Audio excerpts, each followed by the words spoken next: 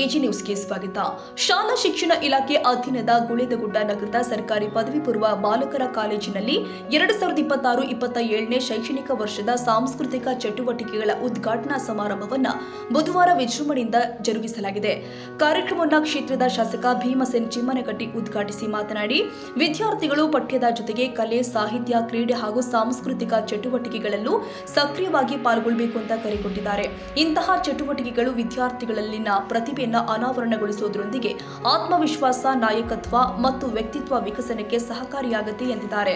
ಶಿಕ್ಷಣದೊಂದಿಗೆ ಉತ್ತಮ ಸಂಸ್ಕಾರ ಮತ್ತು ಸಾಮಾಜಿಕ ಹೊಣೆಗಾರಿಕೆಯನ್ನು ಬೆಳೆಸಿಕೊಳ್ಳುವಂತೆ ವಿದ್ಯಾರ್ಥಿಗಳಿಗೆ ಸಲಹೆ ಕೊಟ್ಟಿದ್ದಾರೆ.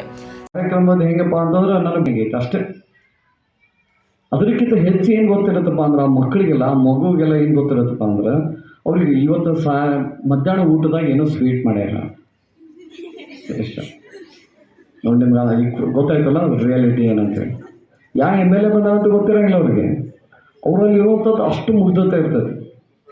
ಇವ್ರು ರಾಜಕಾರಣಿಗಳು ಬಂದಾರ, ಪೊಲಿಟಿಕಲ್ ಲೀಡರ್ಸ್ ಕುಂತಾರ, ಗ್ರಾಮ ಪಂಚಾಯತಿ ಮೆಂಬರ್ಸ್ ಕುಂತಾರ, ಅಲ್ಲಿ ಟೀಚರ್ಸ್ ಬಂದಾರ, BO ಬಂದಾರ. ಅವು ಏನು ಆ ಪರ್ಸೆಪ್ಷನ್ದಾಗ ಇರಲ್ಲ.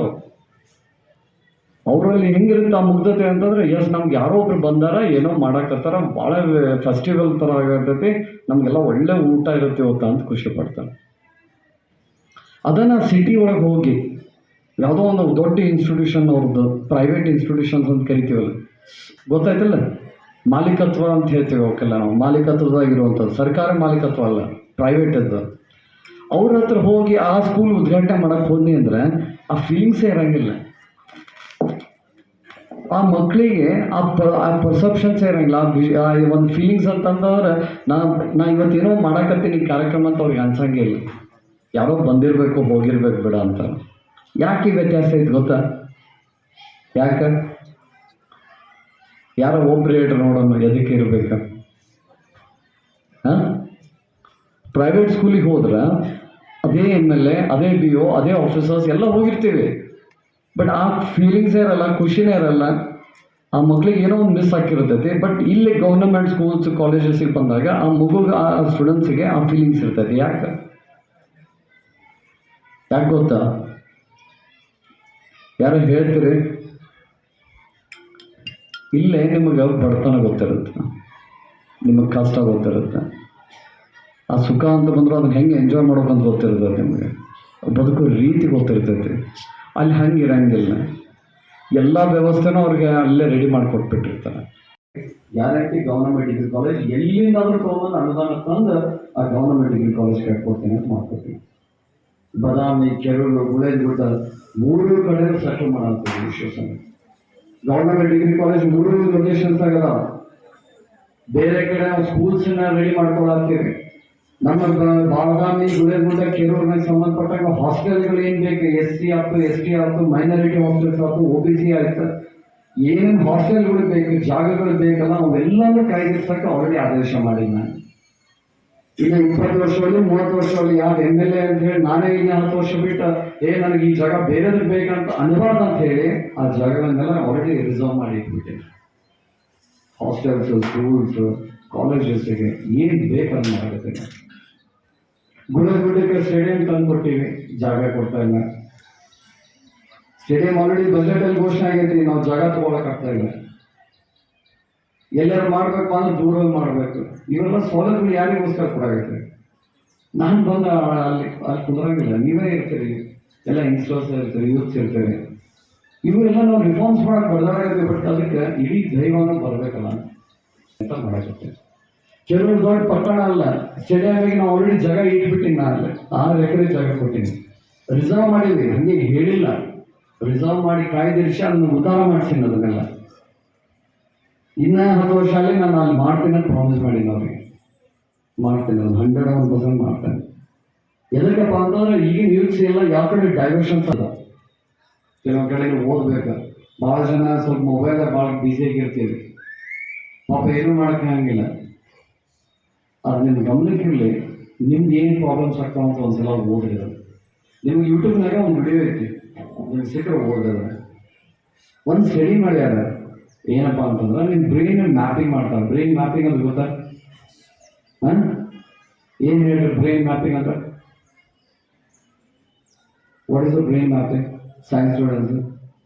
ಶ್ರೀಮಂತರ ಮಕ್ಕಳಿಗೆಲ್ಲ ಬಟ್ ಬಡವ್ರ ಮಕ್ಕಳಿಗೆ ಐತೆ ಅನ್ನುವಂಥ ಮಾತನ್ನು ನಾನು ಸದನದಾಗ ಹೇಳಿನ ಅಸೆಂಬ್ಲಿ ಹಾಲ್ದಾಗ.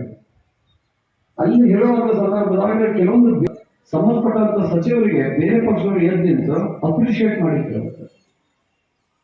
ನಾವು ಅಪ್ರಿಷಿಯೇಟ್ ಮಾಡೋದಲ್ಲ, ಬೇರೆ ಪಕ್ಷದವರು ಎದ್ದು ನಿಂತು ಸದನದಾಗ yes this is one of the best program in the state, ನೀವು ಎಕ್ಸಿಕ್ಯೂಟ್ ಮಾಡಿ ಅಂತ ಹೇಳಿ UPSC ಶಾಲೆಗಳ ತೋಮರಿ ಅಂತ ಬೇರೆ ಪಕ್ಷದವರು ಎದ್ದು ನಿಂತು ನಾನು ಹೇಳಿದ್ದೆ.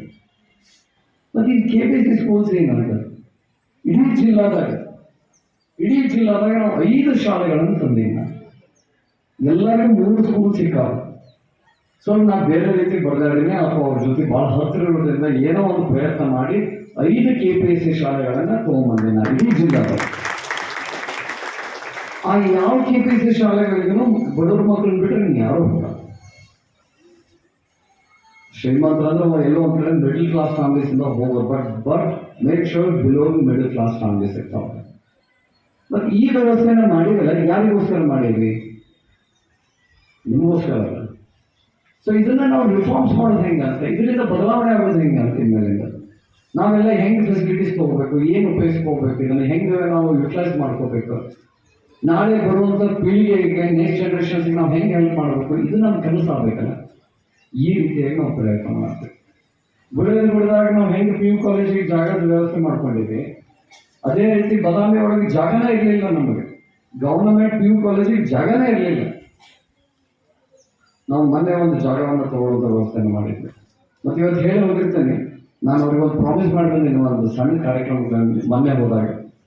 ಅವ್ರೇನಾದರೂ ತಮ್ಮ ಪರ್ಸೆಂಟೇಜ್ ಈ ಸಲ ಕಾಲೇಜದ್ದು PU ಕಾಲೇಜದ percentage if they make it more than 75% ಆಯ್ತು ಅಂದ್ರೆ ಅವ್ರಿಗೊಂದು ಹೊಸ ಕಟ್ಟಡ ಯಾವುದರ ಒಂದು ಅನುದಾನ ತಗೊಂಡು ಕಟ್ಟಡ ಕಟ್ಕೊಡ್ತೇನೆ ಅಂತ ಮಾತು ಕೊಟ್ಟು ಬಂದೀನಿ ನಾನು. ಅವ್ರದ್ದು ಕಡಿಮೆ ಐತಿವಲ್ಲ, ನನಗೆ ಪ್ರಾಮಿಸ್ ಮಾಡಿದ್ರೆ ಎಲ್ಲರೂ ಕೊಡಿ, ಪ್ರಾಮಿಸ್ ಮಾಡಿ ಬಂದಿದ್ದೆ, ವಾಪಸ್ ಆ ಬೇಡಿಕೆ ಇರ್ತಿಲ್ಲ.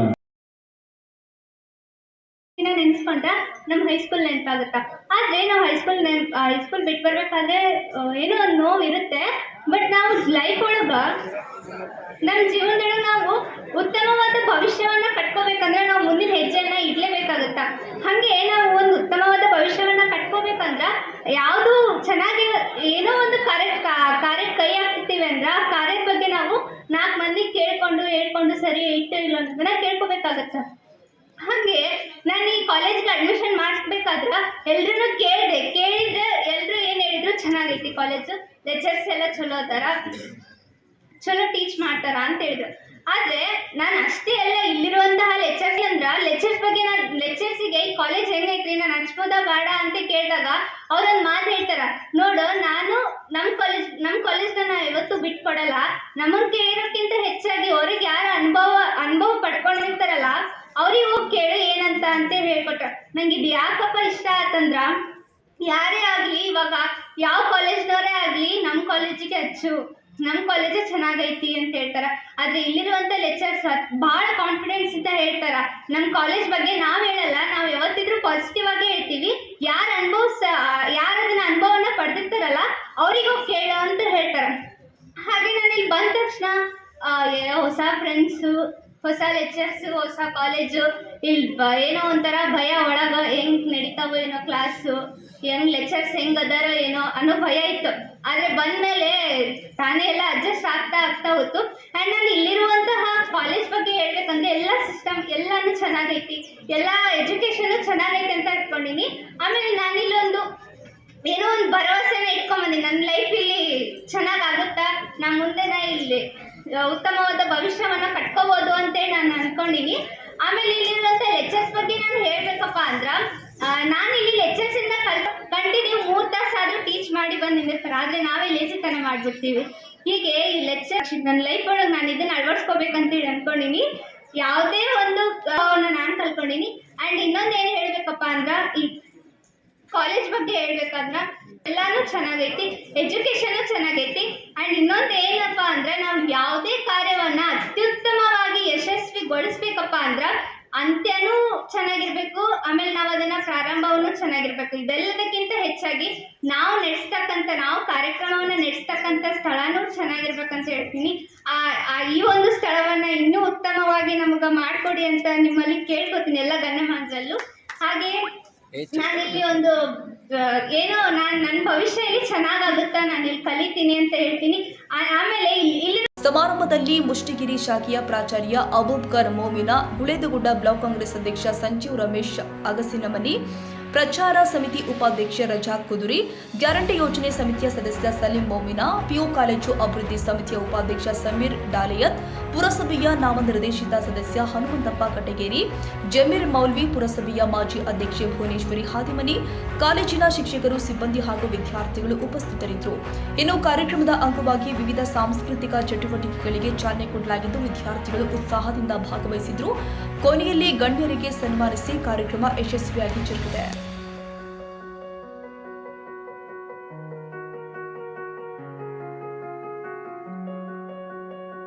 ಕನ್ನಡಿಗರ ಮೆಚ್ಚಿನ ನಿಮ್ಮ AJ 24/7 ನ್ಯೂಸ್ ಕನ್ನಡ ವಾಹಿನಿ ಇದೀಗ ಟಿವಿಯಲ್ಲಿ ಲಭ್ಯ. ಒಂದು ವೇಳೆ ನೋಟಿಸ್ ಕೊಟ್ಟಿದ್ರೆ ವಾಪಸ್ ತಗೋತೀವಿ. ಇವತ್ತು ವಕ್ಫ್ ಪ್ರಾಪರ್ಟಿ ಅಂತೇಳಿ ಬರ್ತದೆ ಅಂತ ಹೇಳಿದ್ರೆ ರೈತರು ಬೀದಿಗೆ ಬಂದ್ರೆ ಏನ್ ಮಾಡ್ಬೇಕಾಗತ್ತೆ? ಯಾರು ವೋಟ್ ಹಾಕಿಲ್ಲ ಅಂದ್ರೆ ಗ್ಯಾರಂಟಿನೆಲ್ಲ ಸ್ಟಾಪ್ ಮಾಡ್ಬಿಡ್ತೀವಿ.